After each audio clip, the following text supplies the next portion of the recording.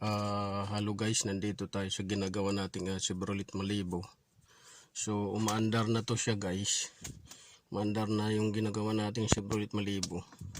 Continuation to guys sa ginawa natin. So ang ano nito guys, umaandar na siya pero kailangan natin ay assure yung root cause talaga nito guys. So hindi lang guys yung symptoms yung i-resolve natin. Kailangan resolve natin yung root cause. Kasi kung halimbawa nagpalit tayo guys ng PCM, tapos may something naman pala na ibang sira, so baka maya masunog yung PCM natin or mga wire. So kailangan hanapin natin guys yung yung root cause, hindi yung symptoms. Kasi yung symptoms madali lang minsan sa fuse lang, minsan sa relay. Pero after 1 week or ilang days lang or ilang months, babalik talaga yon. Kung halimbawa hindi natin na-trace yung root cause. So gaya nito guys, umaandar na yung ginawa nating Chevrolet Malibu. Yung no communication, yung no ignition on, yan may ignition on na. No crank, no start, tsaka no DTC. So ito guys, umaandar na siya. Kita nyo guys, umaandar na yan siya. So yan, wala kang makitang DTC. So ayos yung pinalit natin na PCM module. Pero wala tayong assurance dong guys. Kailangan hanapin pa rin natin yung root cause. So binasahan ko to guys ng computer. Tiningnan ko yung transmission control module. Tiningnan ko yung circuit nya.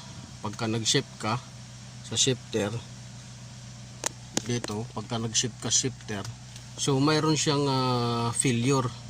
Lumalagubog siya guys, yung tub blag, ganyan. Malakas talaga siya, halos bumangga ka, yung feeling mo na parang bumangga ka sa sinundan mo, o kaya yung feeling mo na binangga ka sa likuran. Ganun kalakas yung kalabog.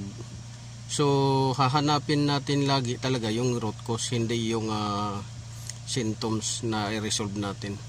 So yun yung advice ko guys. Wag kayong maging komportable kung halimbawa nahanap niyo na pumutok yung fuse, pero yung root cause mo, hanapin niyo kung bakit pumutok ang fuse. Pumutok lang yung fuse kasi safety device yun siya ng components, para hindi masunog yung components or accessories. Yung relay naman, hindi tayo magkaroon ng assurance sa relay na pagkatapos ng pinalitan relay ay okay na, at saka fuse, dahil minsan yung relay nagluluko lang, pero mayroon pa talagang pinakapuno yung guys na dahilan kung bakit nag-short siya, or kaya uminit siya, or kaya bakit nag-failure siya. So yun yung hanapin natin guys. So kailangan ma-resolve mo yung root cause. Kasi mas mahirap kung halimbawa ni-release mo na sa customer yung sasakyan, tapos kalaunan bumalik siya dahil nagkaroon ng wag naman sana yung aksidente, or nagkaroon ng problema sa highway, na stuck up siya. Okay lang kung yung mapuntahan niya maraming kabahayan o malapit sa mga service center, pero kung halimbawa malayo, so malaking problema yung guys. So gaya nga ng sinabi ko, binasahan ko ng computer, ang nangyari may failure. So ito yung guys, papakita ko sa inyo guys kung anong failure. So ito guys yung failure guys. So nasunog yung dito. Yan. Nasunog guys yung connector sa transmission. Tsaka dito nasunog yung female at saka male nya. So ito yung bago na PCM natin, pinalit. So tinanggal ko kagad kasi baka maya masira o masunog. So yun guys yung root cause nya. So malaking bagay pagka nahanap natin yung root cause guys, kasi gaya nito ni-release natin sa may-ari dahil okay na, umandar na.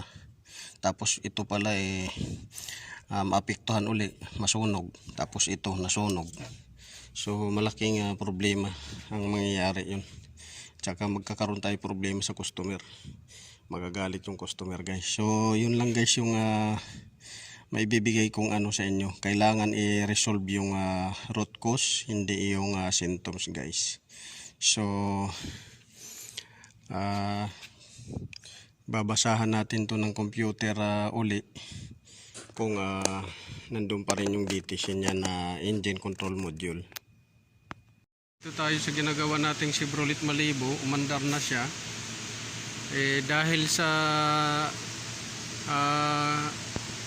toe winds to, hindi natin alam yung talagang nangyari. Bigla na lang daw, sabi ng may-ari, bigla na lang daw tong huminto.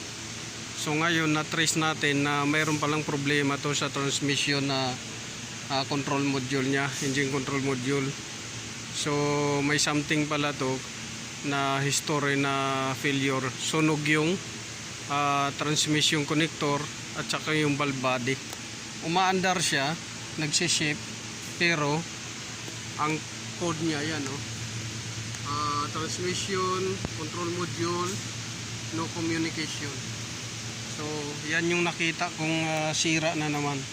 So sana hindi naapektuhan guys yung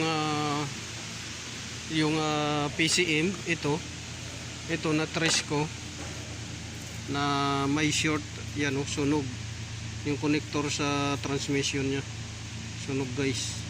So sana hindi naapektuhan yung PCM. Yan, sunog, itim, nangamoy ito, para hindi madoble yung problema ng may-ari nito. Kasi hindi kasi clear yung sinasabi ng may-ari kung ano nangyari talaga niya sa highway. Nagsabi bigla lang huminto, yun lang. So hindi natin alam kung nagkarwas to, pinasukan ng tubig, nabasa to, umasok yung tubig, ngayon nag-short. Yan, nagdikit yung doon pin. So yan yung problema natin guys.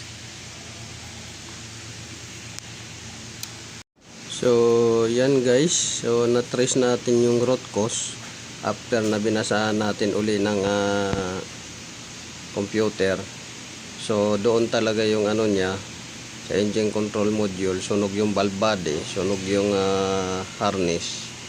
So yan yung i-resolve na uli natin. So nag-decide yung manager namin na i-release yung sasakyan dahil yung customer may pagkasinungaling din. Nung nakita ko kasi doon sa harness sa connector may tubig, may naiwang pang tubig. So meaning nagkarwas talaga siya ng makina.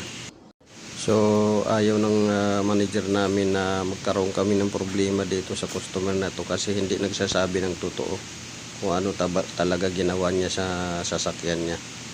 So yun lang guys, pero nahanap natin ng root cause. So yun lang yung bibigay kong tips.